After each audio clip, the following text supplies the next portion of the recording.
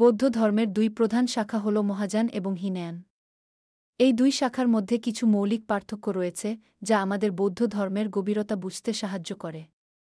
প্রথমে হীনয়ান সম্পর্কে কথা বলি। হীনয়ান, যার অর্থ ছোট গাড়ি, মূলত ব্যক্তিগত মুক্তির উপর গুরুত্ব দেয়। এটি মূলত বুদ্ধের প্রথম শিক্ষা ও দৃষ্টিভঙ্গির উপর ভিত্তি করে তৈরি। হীনয়ান অনুসারীরা বিশ্বাস করেন যে প্রত্যেক ব্যক্তিকে নিজে নিজে জ্ঞান অর্জন করতে হবে এবং নির্বাণে পৌঁছাতে হবে। তারা বুদ্ধকে একজন মহান শিক্ষক হিসেবে দেখে, কিন্তু দেবতা হিসেবে নয়। হীনয়ান ধর্মের মধ্যে প্রধানত থেরবাদী সম্প্রদায় রয়েছে, যারা দক্ষিণ এশিয়ায় বেশি প্রচলিত। এখন মহাযান সম্পর্কে বলি। মহাযান, যার অর্থ বড় গাড়ি, এটি হীনয়ানের তুলনায় অনেক বিস্তৃত এবং অন্তর্ভুক্তিমূলক। মহাযান অনুসারীরা বিশ্বাস করেন যে নির্বাণে পৌঁছানোর জন্য শুধু নিজের মুক্তি নয়, বরং অন্যদের মুক্তির জন্য কাজ করতে হবে। তারা বুদ্ধকে দেবতা হিসেবে পূজা করে এবং বিশ্বাস করে যে বুদ্ধের মতো অন্যান্য বোধিসত্ত্বও আছেন যারা আমাদের সাহায্য করতে পারেন।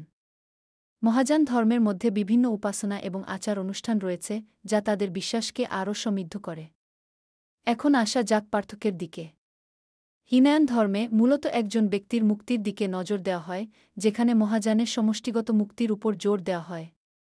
হীনয়ান ধর্মের অনুসারীরা সাধনা ও ধ্যানের মাধ্যমে নিজেদের উন্নতির দিকে মনোযোগ দেয়, কিন্তু মহাযান ধর্মে দান, সেবা এবং সহানুভূতির মাধ্যমে অন্যদের সাহায্য করাও গুরুত্বপূর্ণ। এছাড়া হীনয়ান ধর্মে বুদ্ধের শিক্ষা ও শৃঙ্খলার প্রতি বেশি গুরুত্ব দেওয়া হয়, যেখানে মহাযান ধর্মে বিভিন্ন দেবদেবীর পূজা এবং বোধিসত্ত্বদের প্রতি শ্রদ্ধা প্রদর্শন করা হয়।